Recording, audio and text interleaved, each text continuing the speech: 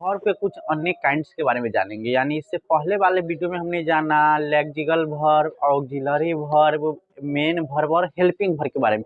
इस वर्ब में हम कुछ उससे अलग अलग वर्ब के प्रकार के बारे में जानेंगे कि उसके अलग कुछ अलग प्रकार क्या है। इसके बारे में जानेंगे। इसके कुछ अलग प्रकार है, ट्रांजिटिव वर्ब और इंट्रांजिटिव वर्ब। कौन कौन वर्ब?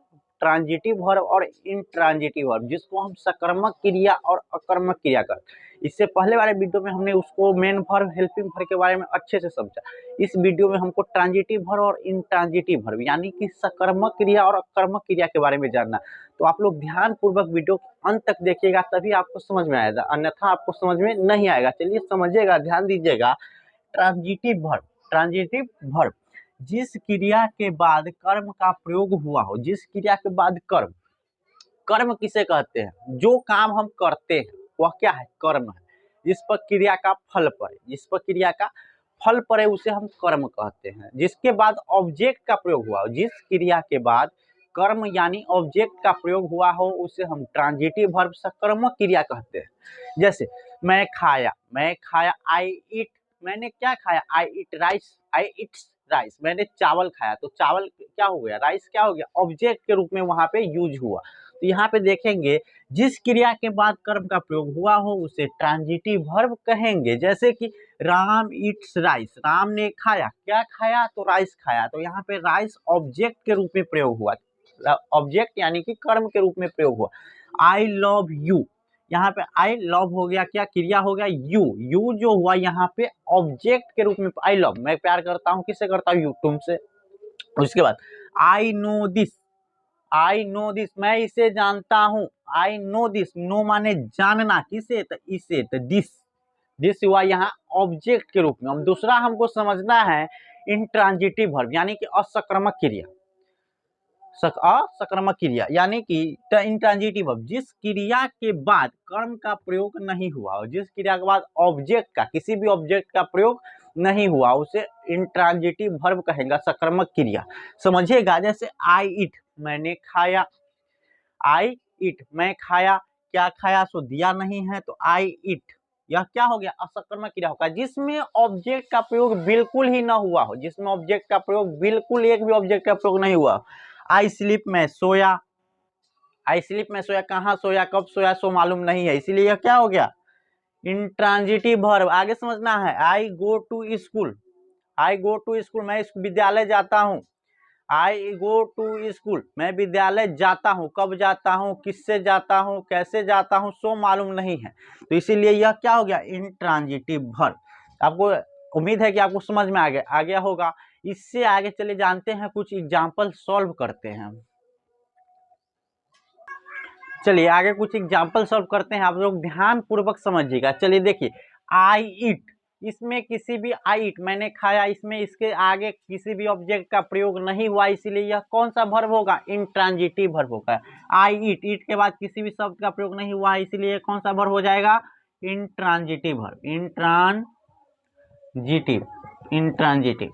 अगला, आई ईट अ मैंगो, मैंने खाया, मैंने क्या खाया? तो आम खाया। इसमें आप साफ देख सकते हैं कि आई ईट अ मैंगो, इसमें ऑब्जेक्ट का प्रयोग हुआ है, मैंगो ऑब्जेक्ट के रूप में प्रयोग हुआ है, इसलिए यह कौन सा वर्ब हो जाएगा? Transitive verb. कौन सा वर्ब? Transitive verb. अगला समझते हैं, सी रीड्स, वह पढ़ती है, वह क्या पढ़ती है, कैसे पढ़ती है, क्यों पढ़ती है, ऑब्जेक्ट का प्रयोग बिल्कुल भी नहीं हुआ है, तो यह कौन सा वर्ब हो जाएगा? तो इंट्रांजिटिव वर्ब हो जाएगा, इंट्रांजिटिव वर्ब हो जाएगा। आगे समझना है, सी रीड्स अ बुक, वह पढ़ती है, वह क्या पढ़ती है? तो वह एक किताब पढ़ती है, वह क्या पढ़ती है? एक किताब पढ़ती है। तो यहाँ पे सी रीड्स अ बुक, बुक हुआ एक ऑब्जेक्ट के रूप में प्रयोग, बुक का प्रयोग किस लिए हुआ? एक ऑब्जेक्ट के रूप में। तो यहाँ बुक कौन सा क्या हो जाएगा? ये हो जाएगा transitive verb, transitive verb.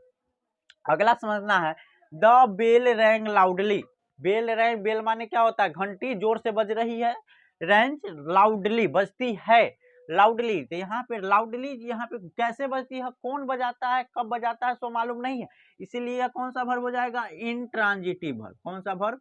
Intransitive verb. अगला समझना है, the peon rang the bell, peon यानी पियोन जो होता है, किसी स्कूल में होता है, किसी कार्यालय में होता है, उसने बेल बजाया, घंटी बजाया। तो पियोन का यूज हुआ ऑब्जेक्ट के रूप में, किसके रूप में? ऑब्जेक्ट के रूप में। तो यहाँ पे क्या हो जाएगा? यह हो जाएगा ट्रांजिटिव वर्ब, ट्रांजिटिव वर्ब। आगे समझना है बॉयज फ्लाई काइट, कौन पतंग उड़ाते हैं, कौन उड़ाते हैं, तो बॉयज उड़ाते हैं।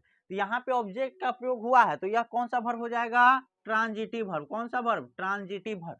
आगे समझना, ध्यान पूर्वक आप लोग वीडियो के अंत तक देखिए तभी आपको समझ में आएगा। आगे, आई स्पीक टू लाउडली, मैं जोर से बोलता हूँ, क्या बोलता हूँ सो मालूम नहीं, ऑब्जेक्ट का प्रयोग नहीं हुआ है, इसीलिए यह इंट्रांजिटिव वर्ब। कौन सा verb, intransitive verb. I speak the truth, मैं सच बोलता हूँ, तो यहाँ पे सच का उपयोग जो हुआ, ट्रूथ का उपयोग जो हुआ वो ऑब्जेक्ट के रूप में हुआ, इसलिए यह कौन सा वर्ब हो जाएगा, ट्रांजिटिव वर्ब हो जाएगा। कौन सा वर्ब हो जाएगा, तो ट्रांजिटिव वर्ब हो जाएगा। अगला, आई सिंग अ सॉन्ग, मैं गाता हूँ, क्या गाता हूँ, तो एक गाना गाता हूँ। सिंग अ सॉन्ग, सॉन्ग का यूज हुआ यहाँ ऑब्जेक्ट के रूप में, तो यह कौन सा वर्ब हो जाएगा, ट्रांजिटिव वर्ब हो जाएगा, सकर्मक क्रिया हो जाएगा। आगे समझना है, my son broke the glass, my son broke the glass, तो माई सन, मेरे बेटे ने ग्लास को तोड़ दिया, किसने तोड़ा, तो मेरे बेटे ने। तो यहाँ पे ऑब्जेक्ट का प्रयोग हुआ, ऑब्जेक्ट का प्रयोग हुआ है, तो यह कौन सा वर्ब हो जाएगा, तो ट्रांजिटिव वर्ब हो जाएगा। यानी सिंपल हमको समझना है, जिस क्रिया के बाद कर्म का प्रयोग हुआ है, ऑब्जेक्ट, एक भी ऑब्जेक्ट हो तो वो सकर्मक क्रिया यानी ट्रांजिटिव वर्ब होगा। और सिंपल समझना है, जिस क्रिया के बाद ऑब्जेक्ट यानी कर्म का प्रयोग नहीं हुआ है वो इंट्रांजिटिव वर्ब असकर्मक क्रिया होगा। चलिए, उम्मीद है कि आपको वीडियो पसंद आया हो। अगर पसंद आया है तो वीडियो को लाइक, सब्सक्राइब और कमेंट कीजिएगा। आगे मैं भी इससे रिलेटेड वीडियो डालता रहूंगा। तब तक के लिए धन्यवाद।